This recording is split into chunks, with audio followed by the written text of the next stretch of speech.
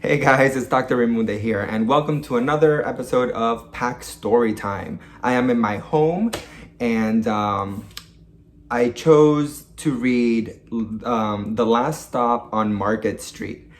It's a very cool book. I love it because it shows a lot of diversity. And the authors, it's written by Matt de la Peña, and it's illustrated by Christian Robinson. But what they did was they made it into a very interactive book. So they included some activities to do as you read the story over and over again. So it's a book that's meant to be read a few times. And they have a few suggestions on how to do this. It's very, very cool. When you open the book, on the insert here on the side, it gives you a little synopsis of what the book is about. And it's basically about a boy and his grandmother riding the bus and just going through town. And it's a really cool book.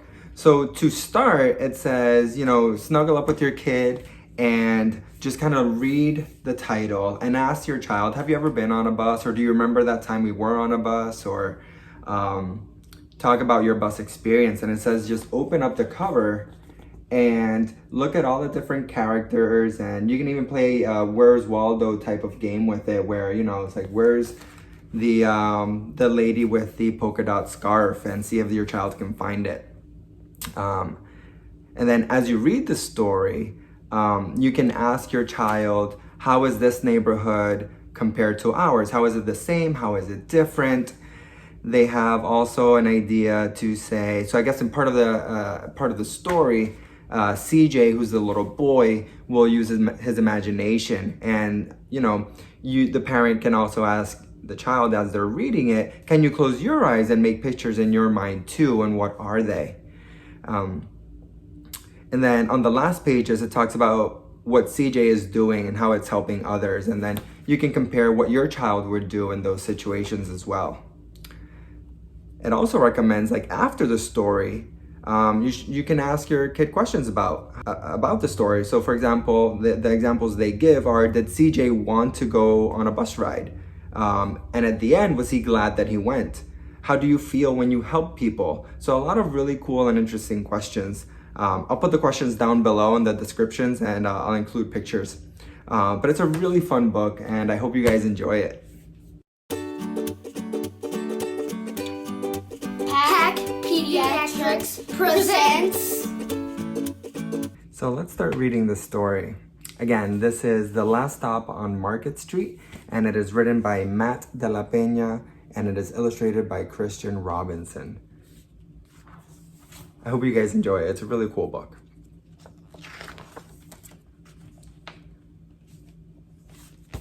CJ pushed through the church doors, skipped down the steps. The outside air smelled like freedom, but it also smelled like rain, which freckled CJ's shirt and dripped down his nose. He ducked under his Nana's umbrella, saying, how come we gotta wait for the bus and all this wet? Trees get thirsty too, his Nana said. Don't you see that big one drinking through a straw? CJ looked for a long time, but never saw a straw. From the bus stop, he watched water pool on flower petals, watched rain patter against the windshield of a nearby car.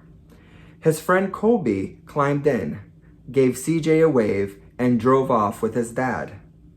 Nana, how come we don't get a car?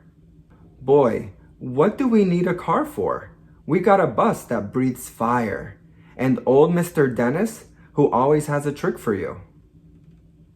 The bus creaked to a stop in front of them. It sighed and sagged, and the doors swung open. What's that I see? Mr. Dennis asked. He pulled a coin from behind CJ's ear, placed it on his palm. Nana laughed her deep laugh and pushed CJ along. They sat right up front. The man across the way was tuning a guitar. An old woman with curlers had butterflies in a jar. Nana gave everyone a great big smile, then a good afternoon. She made sure CJ did the same. The bus lurched forward and stopped, lurched forward and stopped. Nana hummed as she knit. How come we always gotta go here after church? CJ said. Miguel and Colby never have to go nowhere. I feel sorry for those boys, she told him. They'll never get a chance to meet Bobo or the sunglass man. And I hear Trixie got herself a brand new hat. CJ stared out the window, feeling sorry for himself. He watched cars zip by on either side, watched a group of boys hop curbs on bikes. A man climbed aboard with a spotted dog. CJ gave up his seat. How come that man can't see? Boy, what do you know about seeing? Nana told him. Some people watch the world through their ears.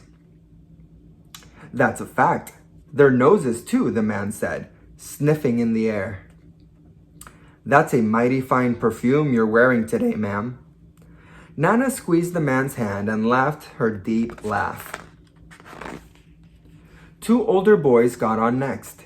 CJ watched as they moved on by and stood in back. Sure wish I had one of those, he said. Nana set down her knitting. What for? You got the real live thing sitting across from you. Why don't you ask the man if he'll play us a song? CJ didn't have to. The guitar player was already plucking strings and beginning to sing.